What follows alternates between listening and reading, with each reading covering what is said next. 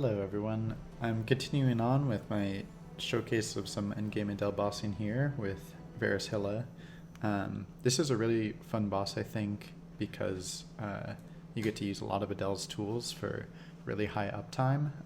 You'll see me using Plummet and the float a lot in this boss, and I just find it very fun. So I'll try to talk about kind of what I'm doing, what I'm thinking.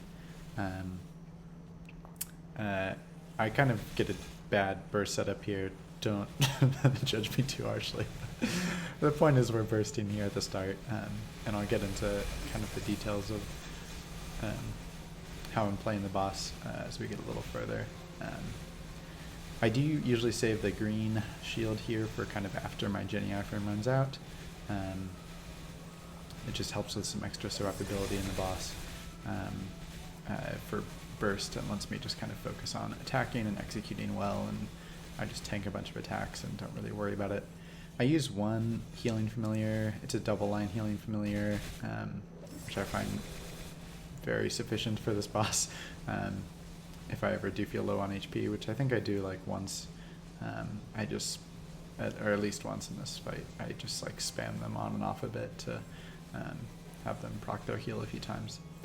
Anyway, what you can see here is I'm usually trying to wait for one of Hilla's attacks, and then jumping behind her often, and floating or plummeting or something just in a spot where I know the strings aren't going to spawn, or where I'll be able to dodge them. There I used my will to tank that string there without getting stunned, if you're wondering why I got a skull there but didn't get stunned. It's a helpful trick. Lets you cleanse pretty quickly. Anyway, so yeah. I try to just, every time she goes in for an attack, I kind of wait for an attack, reposition with Plummet or with the Adele float, and then into wherever I need to go, and then just keep attacking for a couple seconds, reposition again, and that's kind of the cycle in this boss.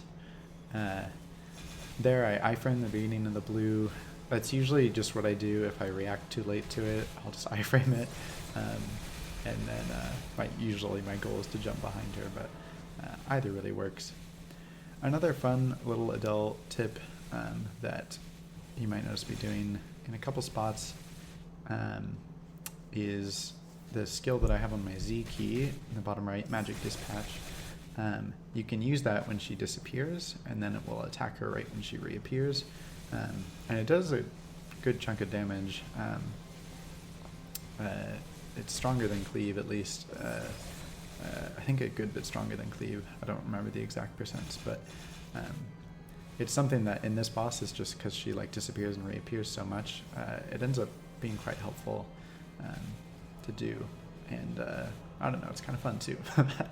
Anyway, we get set up for our second burst here.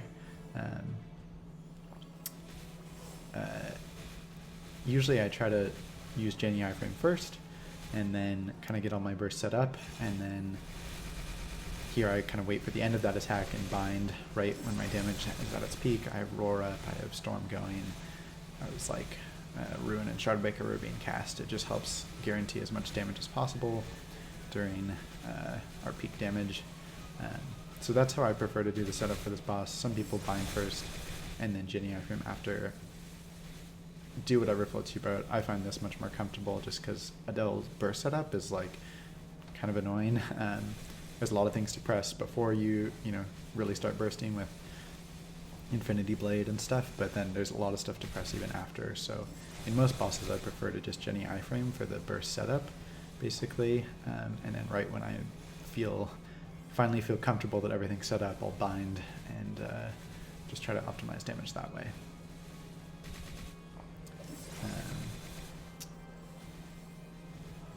Oh, that was a nice little trick there. There's there's a few patterns, string patterns, where it kind of looks like you would get hit, but you don't. So if you scroll back and look where I said, oh, that was a nice little trick, I'm like kind of standing, it looks like I should be getting hit by the right side of the strings coming down, but I'm like just between two of them, and there's a few spots that you can do that, and I haven't seen any like documentation of them or anything, but there's a few that I found that it's helpful every once in a while. So that was kind of intentional. I did decide to just stand there once I saw what string pattern it was. You can see right here I was at 4 swords for quite a while there. Wasn't quite on top of my game there, but it's okay.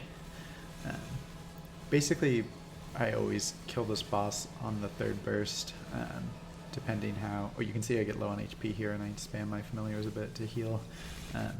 But what I was saying is, I basically always kill this boss on the 3rd burst now. If I'm playing a little cleaner, like in this run, it's like at the beginning of the 3rd burst, and then sometimes it's more like at the end if I'm being a little lazier, or just not quite on top of my game. Right there, I think, was a great example of just using Adele's movement. You can just get right in between the strings. Really helps maintain uptime. Yeah, I start prepping for my last burst here, which I scuff a little bit if I remember right. I think I thought that I pressed Legacy when I didn't, and so I'm like trying to get 8 swords out, and it keeps not being out because I didn't press Legacy. And by the time I realized, I pressed it at the end, but whatever, she's dead anyway here. So yeah, that's vhilla for me, and that's about what it looks like most weeks. Thanks for watching, and I'll see you on the next one.